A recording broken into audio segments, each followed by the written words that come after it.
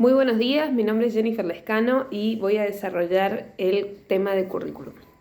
Para empezar tenemos que decir que el currículum tiene una multiplicidad de conceptos. ¿Qué quiere decir esto? Que hay muchísimos autores que han buscado una definición de qué es lo que es currículum o han intentado entenderlo. Nosotros vamos a tomar algunos. El primero de ellos es Bobit, quien va a decir que el currículum es una oposición entre dos escuelas. La primera va a plantear que el currículum es lo cultural, lo subjetivo y los sentimientos de la sociedad, mientras que la otra escuela, en oposición a esta, va a ser, el currículum va a ser solamente una práctica eficiente. Otro autor que tenemos es Dewey, que plantea que currículum no es solamente lo que ocurre dentro de la escuela. Y Tyler, en oposición a esto, plantea que el currículum es meramente una herramienta industrial. Jackson es otro de los autores que tomamos y plantea que el currículum es una herramienta de reproducción social. Como estos, un montón de autores intentaron definir o buscaron un concepto de lo que era currículum. Podemos nombrar a Apple, a Da Silva o a la autora con la que nosotros nos vamos a quedar, que es Alicia de Alba. Alicia de Alba lo que hace es recuperar a todos estos autores y armar una definición nueva en la que va a decir que el currículum es una serie de elementos culturales. ¿Qué quiere decir esto?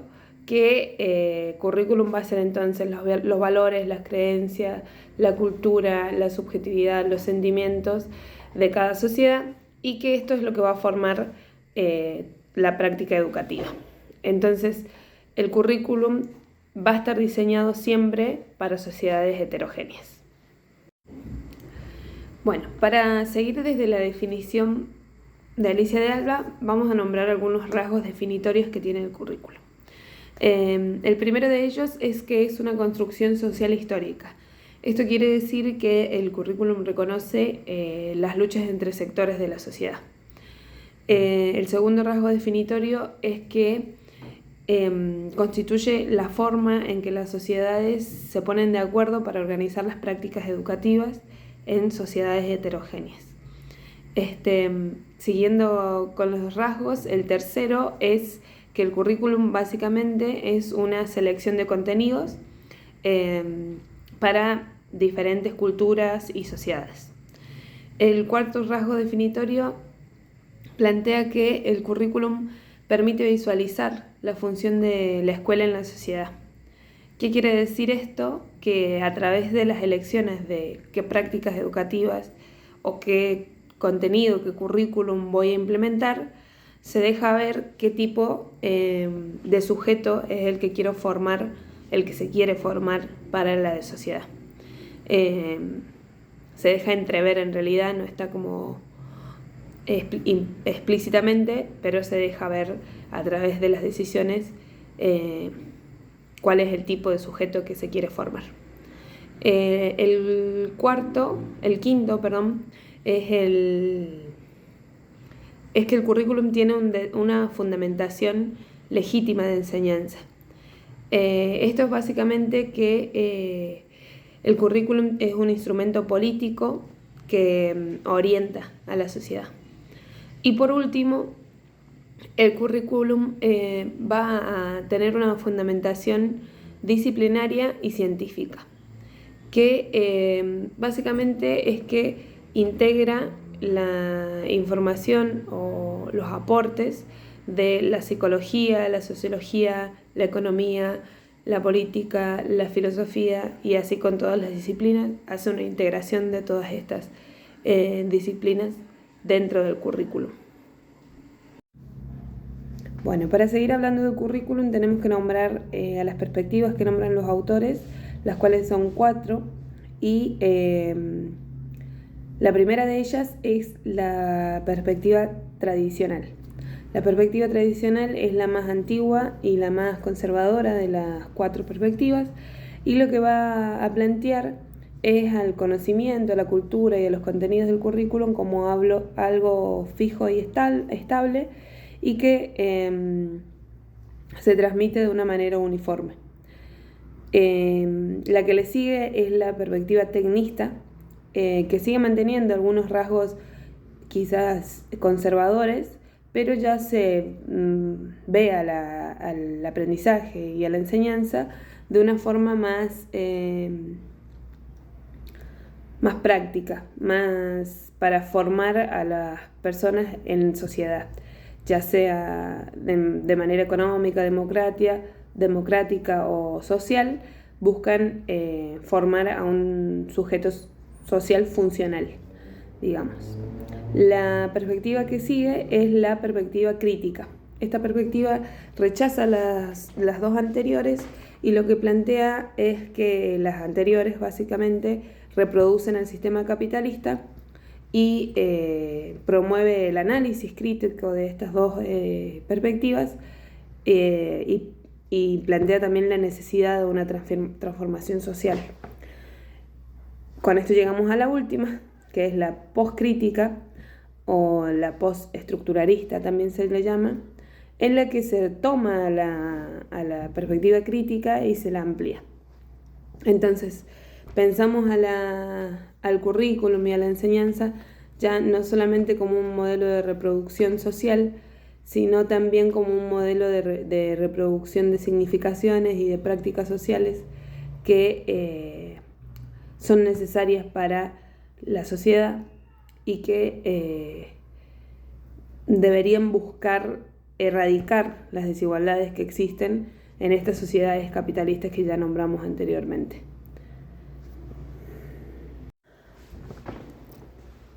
Bueno, para seguir hablando del currículum debemos nombrar las fuentes del currículum, que son 4 también, y la primera de ellas es la fuente sociocultural, que básicamente lo que plantea es que el currículum se basa en las demandas y las necesidades de las personas, de la sociedad.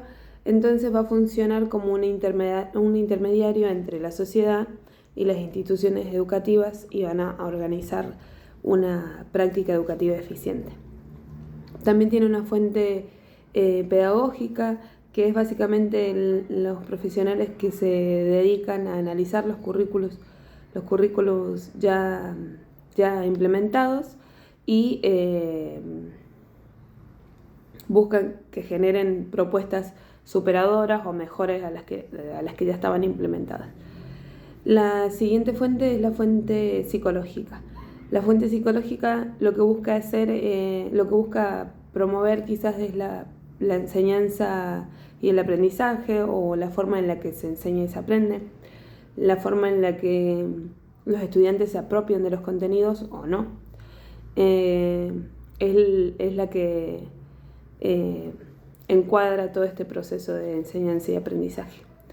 La última fuente es la fuente epistemológica, que es básicamente la integración de todas las disciplinas en el currículum, buscando qué integrar de cada disciplina en el currículum para determinado ciclo escolar o año o curso. Estas son las 4 fuentes del currículum y lo que nos va a permitir a seguir avanzando con los tipos del currículum. Bueno, entonces vamos a seguir hablando de los tipos del currículum desde Frigerio, Poggi y Tiramonti. Vamos a nombrar entonces a los tipos del currículum. Ellos van a decir que va a haber 3 principales y 5 secundarios tipos del currículum. Los principales van a ser el currículum prescripto, el currículum oculto y el currículum nulo. El primer currículum es el prescripto, que es básicamente la organización formal del currículum. Va a determinar mucho la práctica docente, ya que es la forma en la que se organiza el currículum y el docente tiene que seguir esta organización. Y siempre se centra en buscar la igualdad de oportunidades para todos los estudiantes. El segundo currículum es el currículum oculto, que va a ser muy básicamente todo lo que el docente o la docente enseñe sin intención.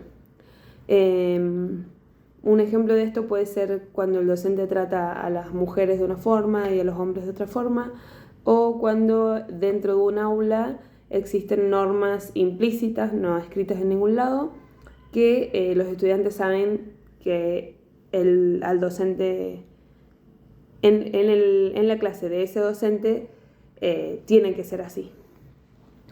El tercero es el currículum nulo, y este es el último de los principales, que es básicamente todo lo que se omite, es decir, todo lo que el docente decide no enseñar, ya sea herramienta, ya sea contenido o ya sea una perspectiva que al estudiante no se le brinda, se le está negando quizás o omitiendo información que debería estar, que debería estar en la organización del currículum y por decisión de los docentes no se enseña.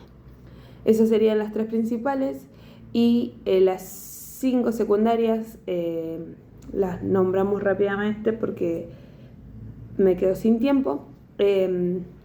Son el currículum presentado a los profesores, que es básicamente materiales, manuales, documentos presentados a los docentes.